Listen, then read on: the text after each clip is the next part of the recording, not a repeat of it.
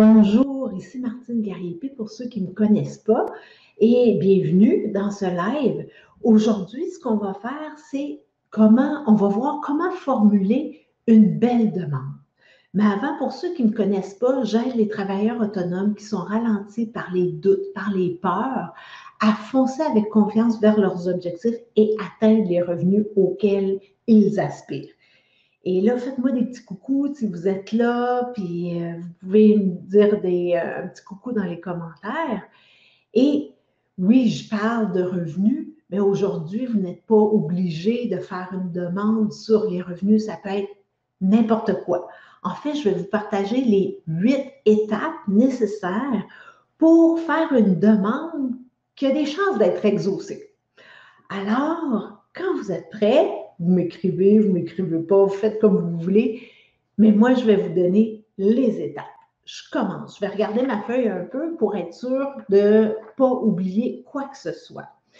Et pourquoi on ferait une demande? En fait, c'est une façon d'obtenir de l'aide. C'est une façon de poser une intention et d'avoir un résultat positif à votre demande. Alors, la première étape, bien entendu, c'est de s'ancrer. C'est vraiment bonjour Irène, merci d'être là. Alors, on s'ancre. Il y a plusieurs façons de faire ça. Vous avez probablement la vôtre. Il y en a qui voient les racines s'enfoncer dans le sol. Il y en a qui prennent des bonnes respirations. Faites juste voir c'est quoi votre méthode à vous. On s'ancre.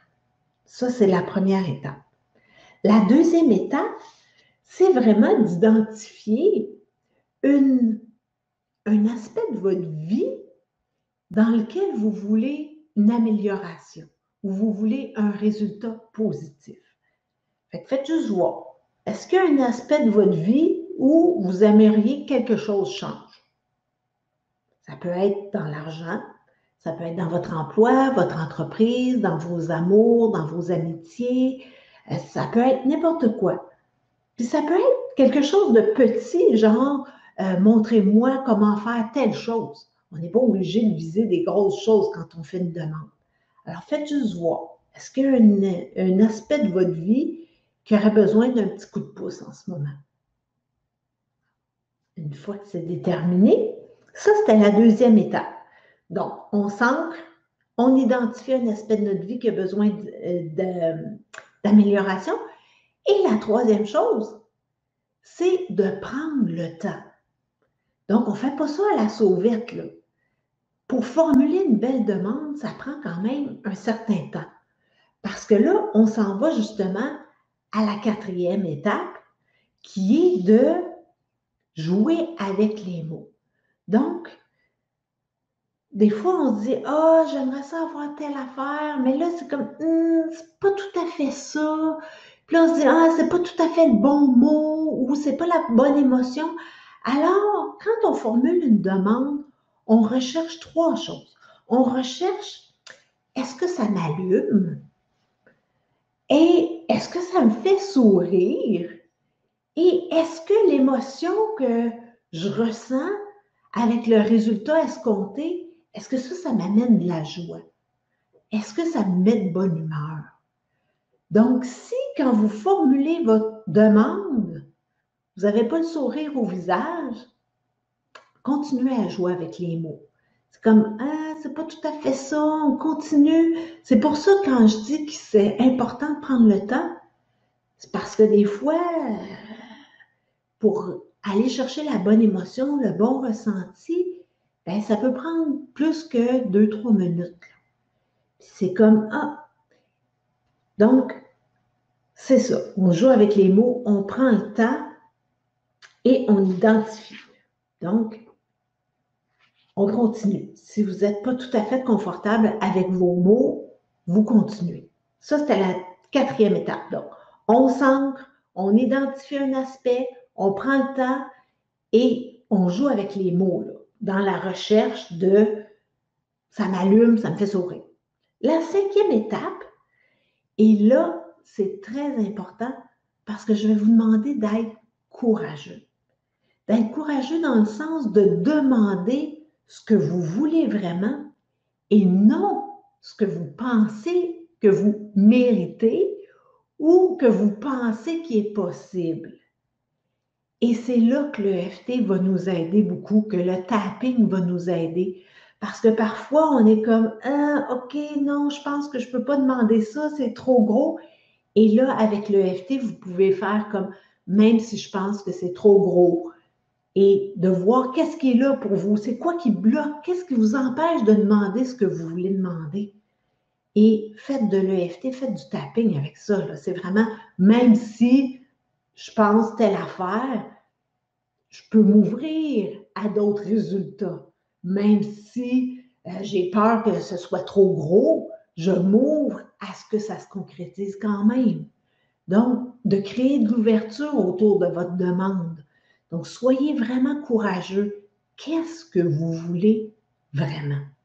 C'est important. Puis là, c'est vous avec vous. Là. Il n'y a personne qui est là pour vous juger. Là. Et si vous-même, vous vous jugez, faites de l'EFT, faites du tapping. Parce que vous voulez concrétiser ce que vous voulez vraiment. Donc, ça, c'était la 5e étape. Et je vous suggère aussi, dans la 5e étape, de mettre un délai. Parce que des fois, tu sais, si on se dit, j'aimerais ça avoir, s'il vous plaît, apportez-moi, je ne sais pas moi, 2000 $ de plus. Oui, mais quand? Oui, bonsoir de Belgique, merci, bonjour Chantal. Et puis, si on ne met pas de délai, ben, ça peut prendre 2, puis 3, puis 4 mois avant de savoir si notre demande a fonctionné. Alors, si on veut vraiment tester si ça fonctionne, ben, il faut se mettre un délai. Donc, ça peut être, s'il vous plaît, apportez-moi l'argent pour payer ma facture d'ici la fin de la semaine. Et là, ça peut justement amener d'autres objections à l'intérieur de nous. C'est comme, oh mon Dieu, ça n'a pas de bon sens, c'est beaucoup trop rapide. Fait que là, même si je pense que il n'y a pas grand chance que j'aie l'argent pour payer ma facture d'ici la fin de la semaine, je m'ouvre à... Alors, vous voyez comment le tapping peut nous aider là-dedans à concrétiser les demandes.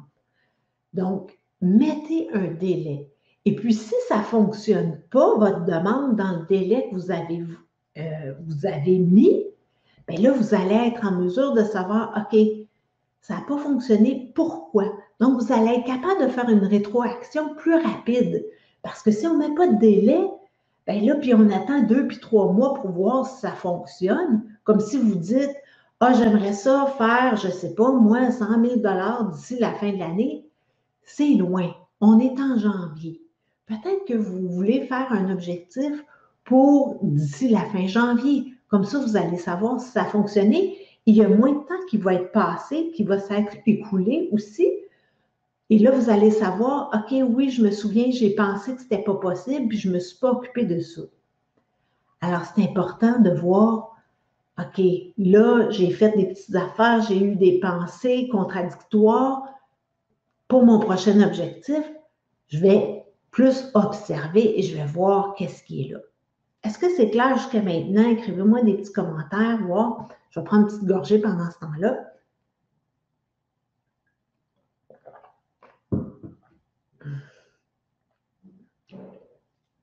Pour le moment, les commentaires sont beaux, il n'y a pas grand-chose qui se passe. Fait que je vais prendre pour acquis que c'est clair. Et je sais qu'il y a un petit délai aussi là, avant que je vois les commentaires, mais bon. Donc, on était à la 5e. Oui, très clair, super. Merci Manon.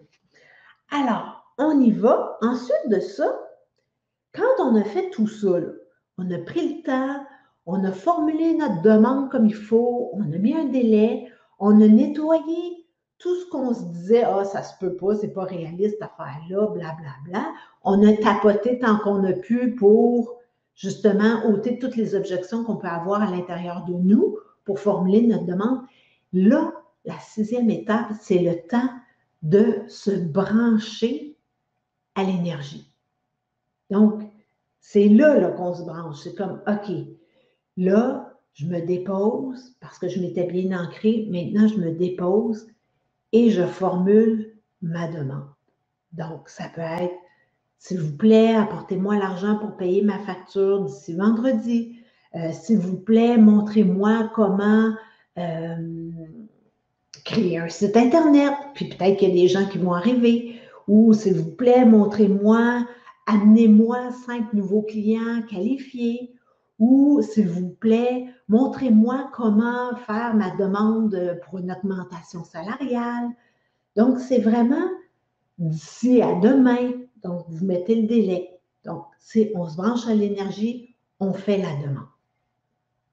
La 6e étape.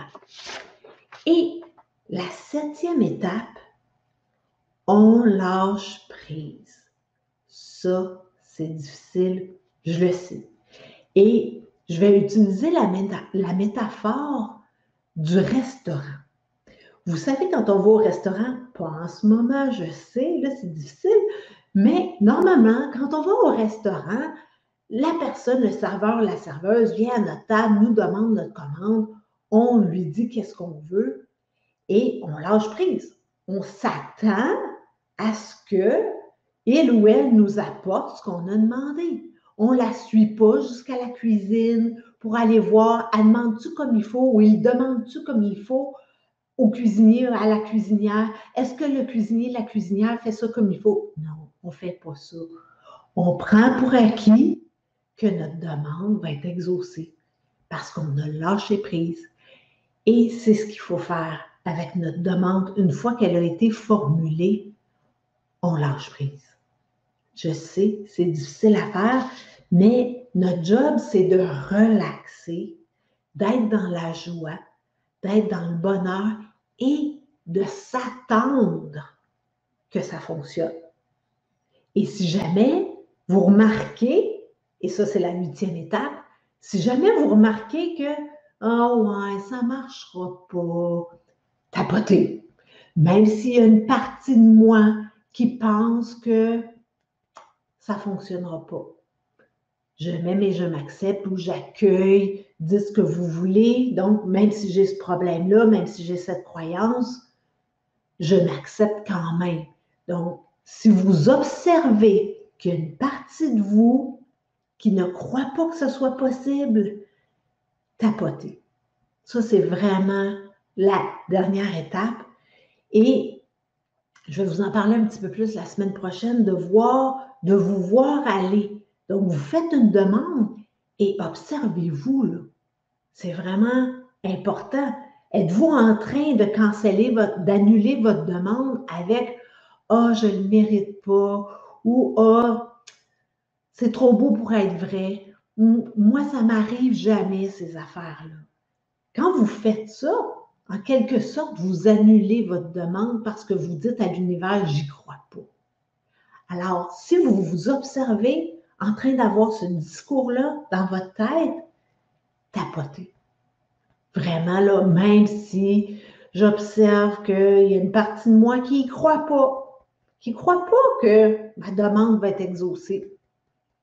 Comme ça se peut pas que j'aie autant d'argent ou peu importe c'est quoi votre demande. Si c'est de rencontrer quelqu'un, jamais je vais rencontrer quelqu'un. Oui, merci pour les petits cœurs. Alors, vous voyez qu'est-ce qui est là. Donc, si je récapitule les 8 étapes, la première étape, on s'ancre. Hein? On se met des racines, faites ça comme vous voulez, mais ancrez-vous. La deuxième étape, je ne sais plus compter, vous identifiez un aspect de votre vie que vous voulez améliorer. La troisième étape, assurez-vous d'avoir le temps de faire votre demande. Faites pas ça à la sauvette, là. Prenez 15-20 minutes, là, puis consacrez-vous à votre demande. La quatrième étape, bien là, c'est de jouer avec les mots. Hein? Quand on formule une demande, il faut vérifier, est-ce que ça m'apporte de la joie? Ça me met un sourire au visage? Est-ce que ça augmente mon énergie? Est-ce que ça m'allume? Ça me fait sourire? Et donc, jouer avec les mots tant que ça, c'est pas là. Donc ça, c'était la quatrième étape. La cinquième étape, soyez courageux. Demandez pour ce que vous voulez et non ce que vous pensez qui est possible et ce que vous pensez que vous méritez. ayez le courage de demander ce que vous voulez vraiment. Votre cœur, là. Qu'est-ce que vous voulez? Donc, c'est ça. On demande. Et si vous voulez voir si vous faites ça correctement, rapidement, essayez de mettre un temps.